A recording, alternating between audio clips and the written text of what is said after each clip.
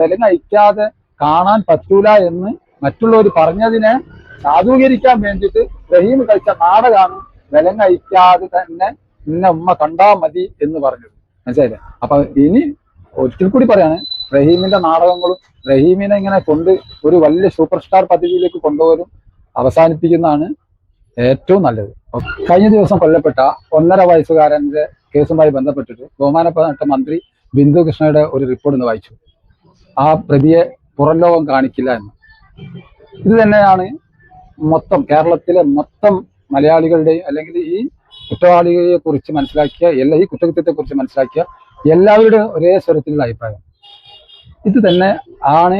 നമ്മൾ മറ്റു സ്ഥലങ്ങളിൽ അല്ലെങ്കിൽ കേരളത്തിന്റെ അകത്തും പുറത്തും ഏത് കൊലപാതകങ്ങളും പീഡനങ്ങളും നടന്നാലും നമ്മൾ പറയുന്ന ഒരു വാക്കുണ്ട്, കടുത്ത ശിക്ഷ കൊടുക്കണം.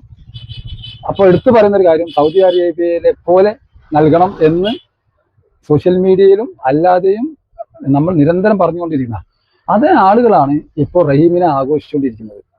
റഹീമിനെ ആഘോഷിച്ചുകൊണ്ടിരിക്കുന്നു എന്നുള്ളത് ഒരു കുറ്റമായിട്ട് പറയല്ല, അത് ഓരോരുത്തരുടെ സംസ്കാരമാണ്. അത് അവരവരുടെ ഇഷ്ടത്തിന് ചെയ്യട്ടെ. എനിക്ക് ഒരു കാര്യം ഇതിൽ പറയാനുള്ളത് എന്താ വെച്ചാൽ, ഞാൻ കാര്യമായിട്ട് പറയാൻ വന്നത് ഒരേ ഒരു കാര്യം. ഇത് റഹീമിനെ ഇങ്ങനെ തോളിലേറ്റി ഉപഹാരങ്ങൾ നൽകി ഒരു വലിയ ഒരു സൂപ്പർ സ്റ്റാർ പദവി പോലെ എല്ലാം കൊടുത്ത് റോഡ് ഷോ വരെ നടത്തുന്ന ജനങ്ങളോടാണ് എനിക്ക് പറയാനുള്ളത്. റഹീം പറഞ്ഞതിൽ ഒരുപാട് കളവുകളുണ്ട്. ആ കളവ് അതിനെക്കുറിച്ച് പറയാൻ ഞാൻ വന്നു. കാരണം ഇതുവരെ ഒന്നും മിണ്ടാതിരുന്നതാണ്. കാരണം 20 വർഷത്തിന് ശേഷം റഹീം വരികയാണ്.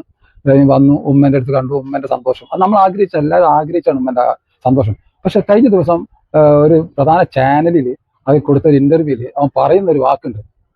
ഉമ്മയെ, അതായത് കഴിഞ്ഞ 2 വർഷം മുമ്പ് ഉമ്മ സൗദി അറേബ്യയിൽ ജയിലിൽ റഹീമിനെ കാണാൻ ചെന്നപ്പോൾ മാനസിക പ്രയാസം കൊണ്ടാണ് എനിക്ക് കാണാൻ കഴിയാതിരുന്നത്, ഞാൻ സമ്മതിക്കാതിരുന്നതെന്നുള്ളത് പച്ച കളവാണ്, പെരുന്നുവ എന്ന് തന്നെ പറയാം. കാരണം വെച്ചാൽ ഉമ്മ അവിടെ ചെന്ന സമയം മുതലേ ഇവൻ ഭയങ്കരമായിട്ട് ദേഷ്യത്തിലാണ്. ഉമ്മയെ കാണാൻ വേണ്ടി ഉമ്മ അവിടെ ആ ജയിൽ അവന്റെ സെല്ലിന്റെ അടുത്ത് വരെ എത്തിയ സമയത്ത് എല്ലാവരും കാല് പിടിച്ച് പറഞ്ഞപ്പോൾ അവന് പറഞ്ഞ ഒരൊറ്റ വാക്കാ, നിങ്ങൾ കള്ളന്മാരെ കൂടാണ് വന്നത്, ആ കള്ളന്മാർ കൂടെ വന്നത് നിങ്ങളെ എനിക്ക് കാണണ്ടെന്നാണ്. അതിന്റെ വോയിസ് ഇവിടെ ഉണ്ട്, അത് ഞാനിടാം. നേരിട്ട്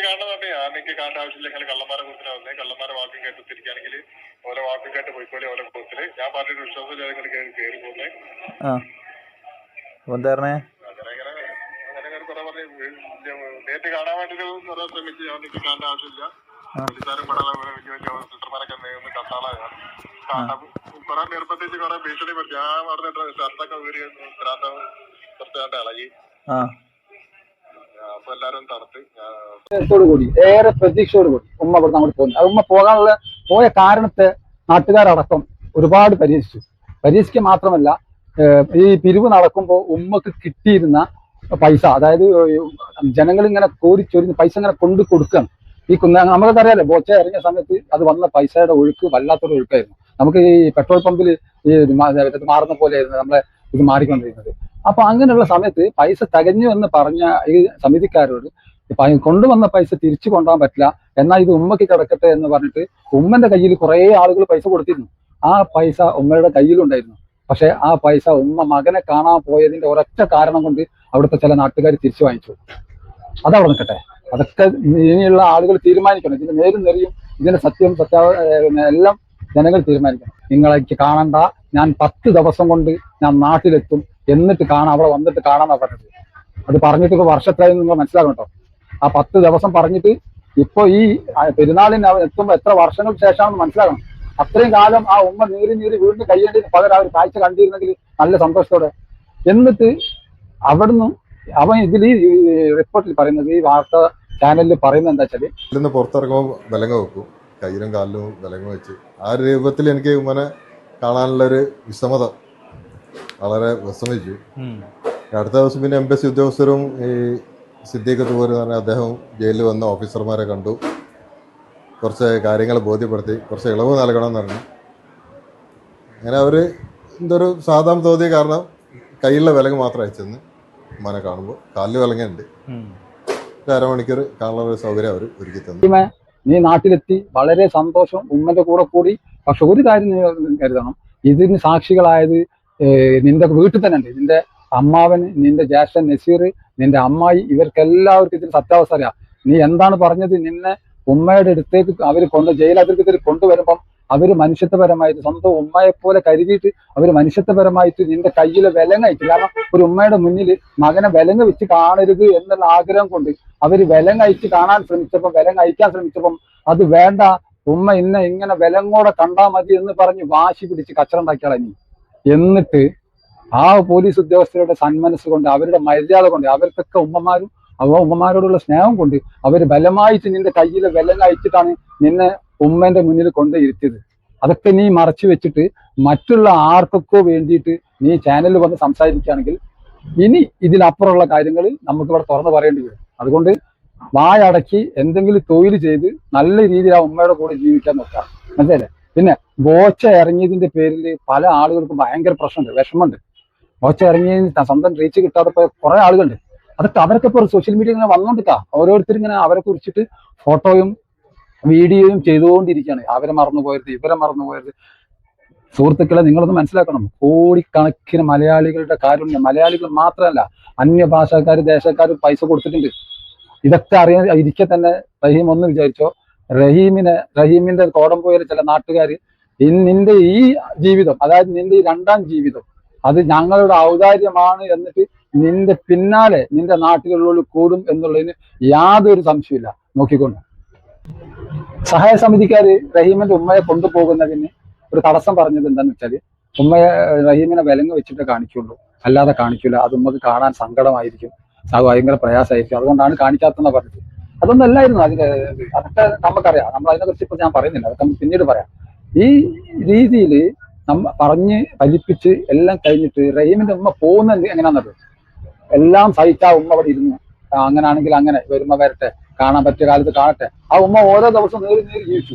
ഒടുവില് ഈ 34 കോടിക്കപ്പുറം, 34 കോടി 33 കോടി എന്നൊക്കെ ഓരോരുത്തരോരുത്തർ പറയുന്നുണ്ട്. 33, 34 ഒന്നല്ല, 72 ലക്ഷം രൂപ പിന്നെ റഹീമിന്റെ ഓപ്പോസിറ്റ് വക്കീലിന് കൊടുത്തിട്ടുണ്ട്. 1,72,00,000. നമ്മളൊന്നും ഒരിക്കലും കേട്ടുകേൾവില്ലാത്തൊരു കാര്യമാണ്. പക്ഷെ അതിനൊക്കെ കുറെ 100 ന്യായീകരണങ്ങളുണ്ട്.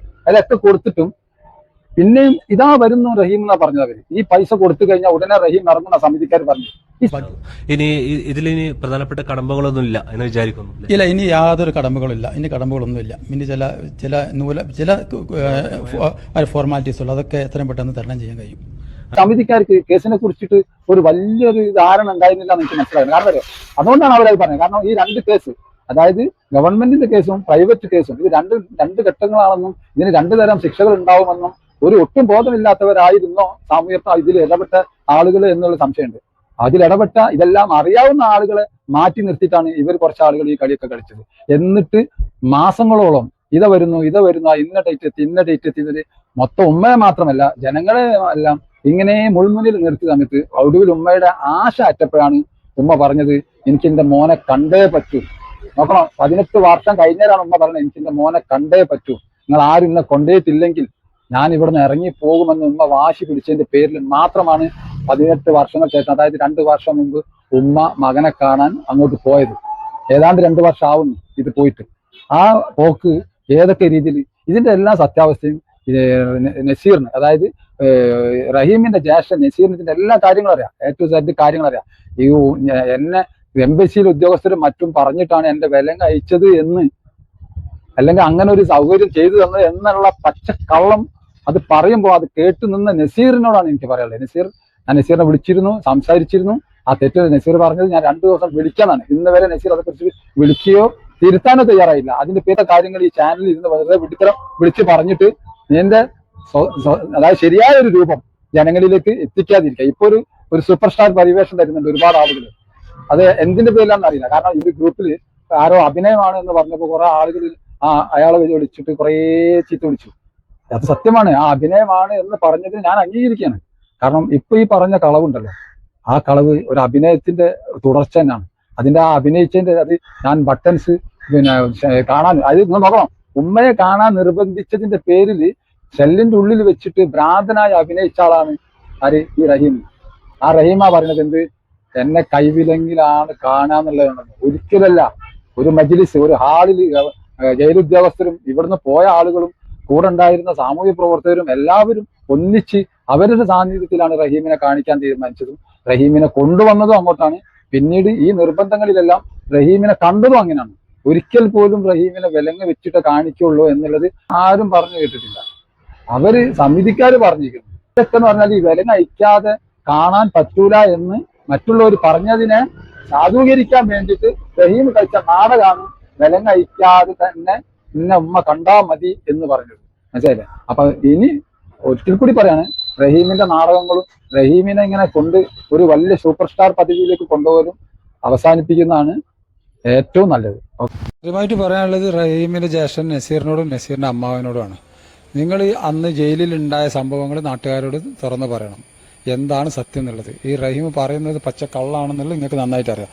മറ്റൊന്ന്, ബോച്ചയും മറ്റു ഒരുപാട് മനുഷ്യശേഷികൾ ഇറങ്ങിയിട്ടാണ് 50 കോടി ഉണ്ടാക്കിയത്. പിന്നെ പതിറ്റാണ്ടുകൾ ചേർത്ത് നിർത്തിയ ആളുകൾ വേറെയുണ്ട്.